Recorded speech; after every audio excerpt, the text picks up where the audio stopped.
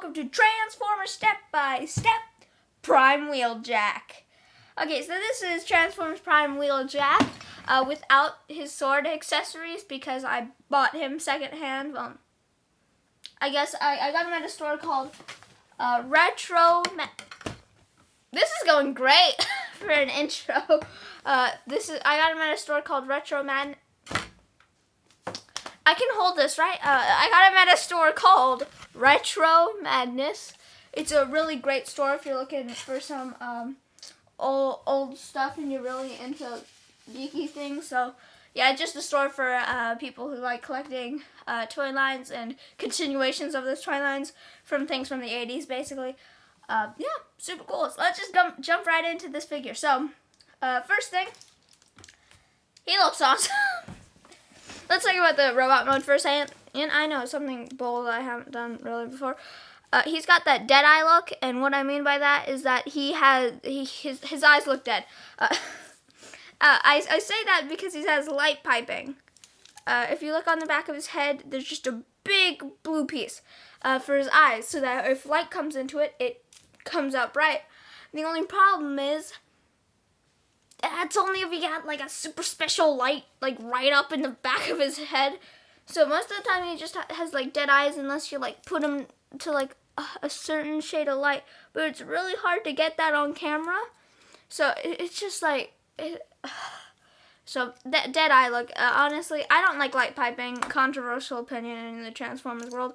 But I mean, other than that, awesome robot mode. I mean, he looks like Prime Wheeljack. He's got some car windows that could stab you in the face. But I mean, he doesn't have that much kibble, other than the aforementioned stabby car windows. But I mean, yeah, he looks like a lanky warrior, which not his usual character, but that's his prime character. I'll talk about that later in the character analysis thing. But hey, let's do a size comparison to a number 2 pencil test. Not to the test itself, but to a number 2 pencil. As you can see, it's like 2/3 of the number 2 pencil, and this is a deluxe, so he's huge. Well, deluxe used to be the deluxe class used to be this huge until Hasbro had to pay for plastic costs in the modern era, so that's why they downsized a bit. But I mean, I have no clue. So I mean, this guy has pretty much all the joints you would need, except for like a what is it called? A bicep swivel, or arm swivel. It doesn't have that. So I mean, you can't really like twist his arm out, but I mean, it's fine. I mean, you can get a decent number of poses with the ball joint at the top. And the hand is on a ball joint, so you know it can go like 360. The feet have pretty much all the articulation you need besides a knee swivel, but I mean, hey, that's what you get with a 10-year-old figure. So let's transform this guy. So first thing you want to do is transform the legs backwards and then untab them from this little peg they're in. Once you untab them, you're going to want to flip them around, but not fully, because that's what you do right here is you pull these leg assemblies down. See that? They're on like a little metal rod, and once you swing them down, that's when you can fully tab these little bad boys in. That was a very weird way to phrase it. You could tab these bad boys in. Yeah, I'm totally somebody who's cool. I'm great at that. No, I'm not cool. I can at least admit that. I'm not cool at all. But I like my life, so it's fine. I flip the legs around and tab them into each other until it looks like this. And now, you're just going to want to explode his chest out like that. You just unclip his chest and then swing it forward, like press on the head or something, and the entire chest thing swings forward.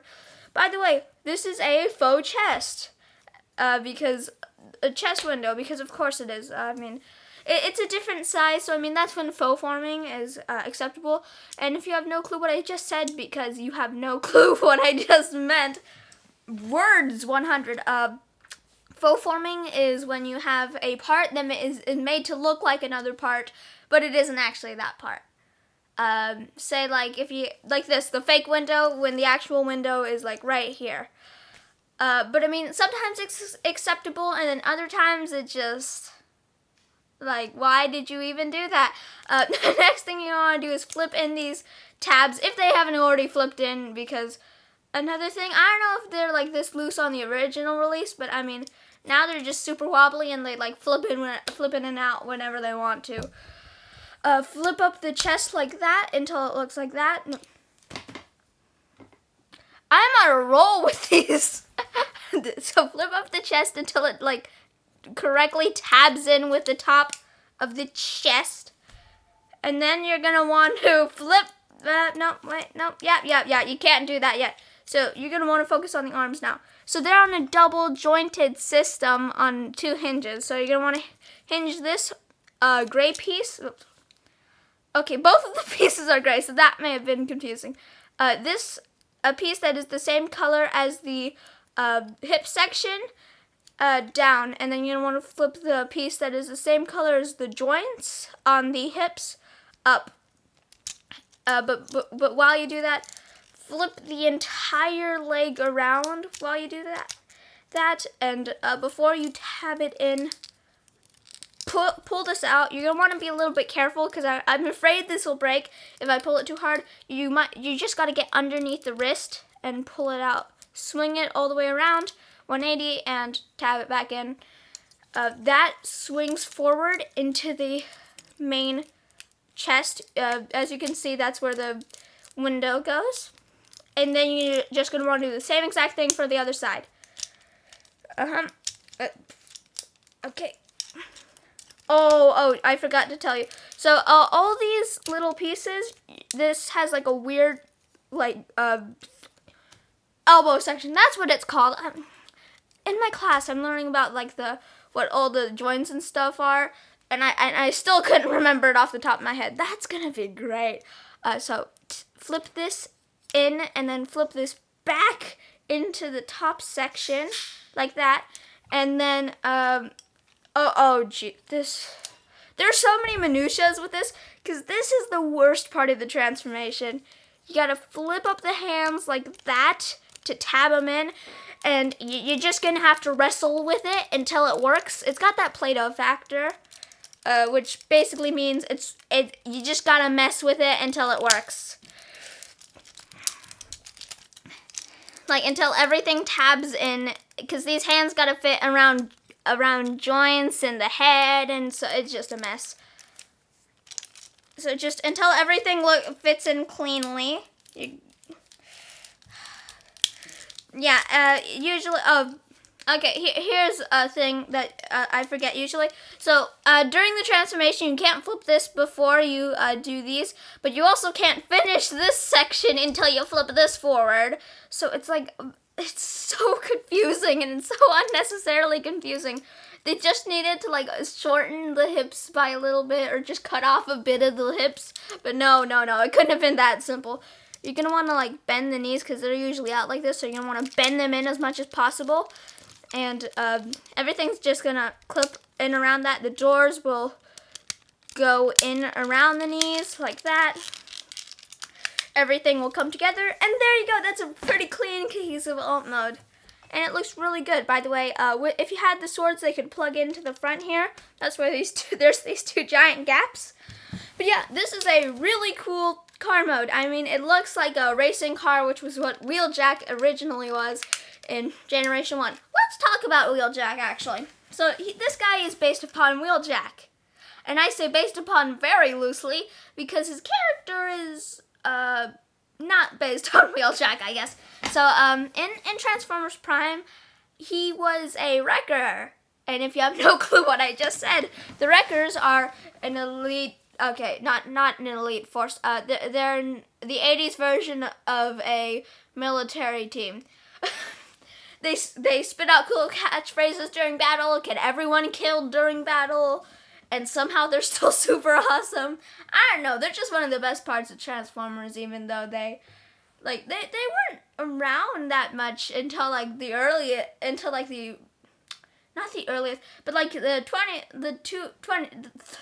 2000s is when they really kicked off, because I mean before then they were just like in one Marvel comic and in the UK comics. I actually think they were in the UK comics, or maybe it was the other way around. But they weren't around that often. If you want to hear more about the history of the Wreckers, I say go check out Chris McFreely's video on the basics on the Wreckers. He actually talks about it in detail. I'm not going to bore you with the details here, even though I've bored you with like half of them. This guy, he's a Wrecker, and that does not fit his character, because usually he's a scientist. Yeah, it just doesn't work with the character.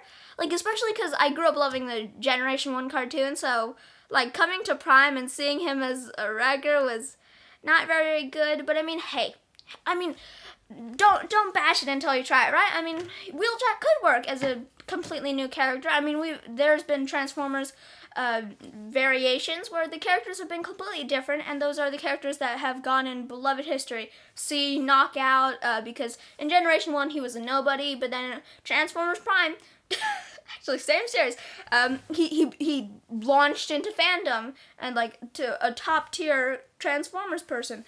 Not a person. No, it wasn't good. Like, Wheeljack, his entire shtick is that, oh, I joined the Wreckers, but because I was too cool, I quit the Wreckers. His entire character is that he's cooler than the Wreckers, but he's as cool as the Wreckers. So, I mean, he just doesn't work. I mean, I love Bulkhead, and this is Bulkhead's best bud, so I should love him by, association, but I don't. Like, he was okay, but, like, I really grew to dislike him, like Miko. If you haven't watched Transformers Prime, this entire rant may have seemed completely weird. Let's talk about the car mode. Yeah, pretty sleek, actually. Like, it's got that really, like, angular design. Like, it looks like, it doesn't look like something from the real world, but it also doesn't look like something from, the Generation 1 cartoon. It's like that sort of, like, CGI, certain stylization that they had in, like, it looks like a Bay film, basically, like all the Bay film designs. It really drew a lot from that. And if you have no clue what a Bay film is, it's the 2007 Transformers movie directed by Michael Bay and all the subsequent sequels. Yeah. So, I mean, really cool design.